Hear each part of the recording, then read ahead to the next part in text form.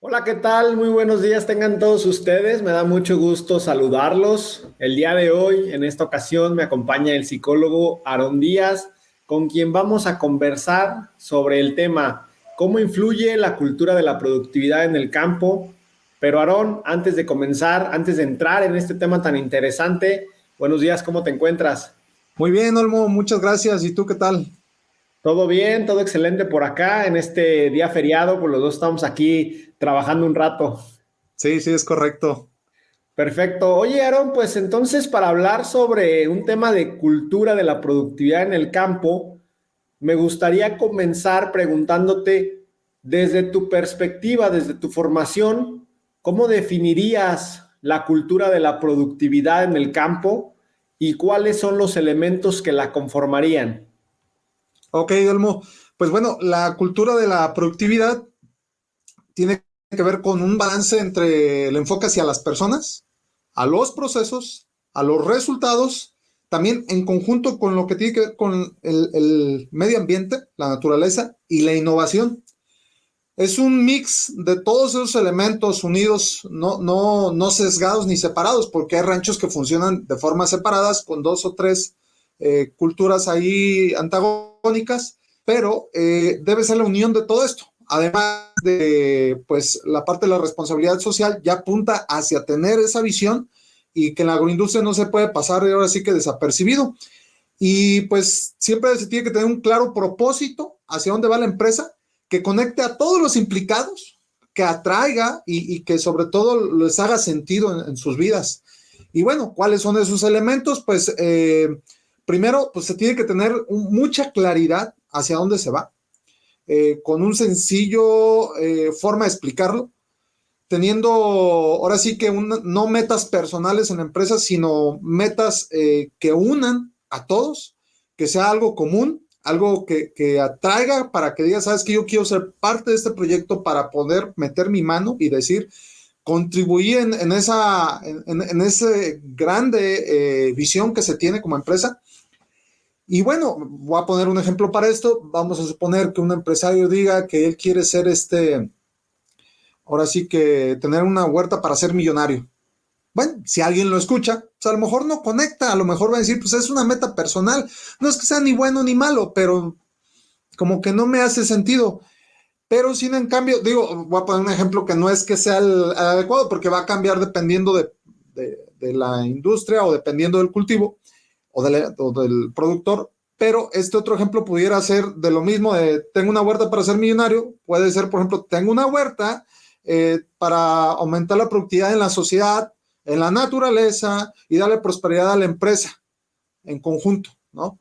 Eh, pues ya metes la palabra prosperidad, apuntando a lo que tiene que ver con la parte económica, en un balance con la sociedad, en un balance con la naturaleza y la empresa. Entonces, eso puede conectar un poco más y alinea sobre todo a todos en los procesos, en las metas, en las decisiones de la innovación para poder generar esa línea. Y luego otro punto aquí es contar con un liderazgo de misión. La misión que tiene la empresa tiene valores y esos valores se tienen que ejecutar para todos y todas, porque eso nos da las directrices de cómo regirnos. Por ejemplo, Disney te dice por ejemplo, tiene varios valores, ¿no? Y entre ellos es generar felicidad, ¿no? Y, por ejemplo, dar show, y entre otros dos más, son cuatro en total, no recuerdo los otros. Pero esos valores te dicen que no te salten las reglas antes uno del otro. ¿Por qué? Porque si tú te las saltas ya no hace sentido hacia los demás. Pensamos que dice, oye, pues quiero dar show, pero si a lo mejor tienes una persona con una discapacidad y vas a dar el show y que es uno de los terceros valores, pues yo como encargado de ahí de esa zona que voy a atender, pues a lo mejor, si a la persona a la que tiene la dificultad de movilidad, pues está hasta atrás, pues a mí me hace decir, ¿sabes qué? Lo voy a cambiar hacia adelante y lo voy a poner en un lugar donde alcance a ver, donde esté más cercano, antes que poner al show de por medio, de que no se tenga el show. No, yo voy y muevo a la persona para que sea feliz primero y que no se supere que no se anteponga otro valor antes de ese, ¿no? La felicidad ante todo, por así decirlo. O en el mismo campo, que se ponga primero que uno de los valores, honestidad primero antes que rentabilidad. Entonces la honestidad, si por ejemplo dices, tú sabes que tengo un producto que apliqué a 21 días, pero ya tengo fruta para cortar y ya la tengo a los 10 días y todavía no termine ese intervalo, entonces, híjole, con tal de meterla, me salto la honestidad, pero no, porque si me salto la honestidad, ya me salto el primer valor. Y entonces, el de la rentabilidad, pues ya pasa al segundo o tercer término, que es ahora sí que en el número de los valores, y ya es lo que nos da la dirección para que todos los elementos del liderazgo se alineen. Y bueno, por último, también tiene que ver con tener una cultura que cuando ya lo ubicas, ¿cómo debe ser? Implementarla en toda tu organización. Esos serían los elementos. Aarón, yo considero que el tema de la cultura es algo que no puedes no tener. Y me explico un poco. Lo quieras o no, lo hayas trabajado o no, seguramente cualquier empresa agrícola tiene una cultura. Puede ser más positiva o más negativa, pero esta cultura, ¿cómo influye en la toma de decisiones de los agricultores y en la gestión de sus ranchos? Mencionaste algo ahorita tú bien importante. Oye, si el valor primero es la honestidad y el valor segundo es la rentabilidad, pues entonces primero hay que cumplir con ser honestos y después buscar la rentabilidad. O sea, creo que eso es parte de justamente cómo influye, pero explícanos un poco más al respecto. Ok, bueno, ¿cómo influye, por ejemplo, en las decisiones con los agricultores? Pues bueno, aquí uno que te genera toma de decisiones alineadas al propósito y que sea claro para todos. O sea, no va a haber ahora sí que decisiones que nomás lo entiendan unos y los otros no. Se va a alinear. Por otro lado, hace sentido a todos los implicados, porque ya saben cuál es la visión de la empresa. Genera unión entre todos, genera una buena sinergia y es más fácil realizarla también para aplicar nuevas tecnologías. Ya cuando la cultura está enfocada hacia la productividad, ya es más fácil hacer implementaciones de metodologías o de tecnologías. Ya no es tan complicado, se implementa.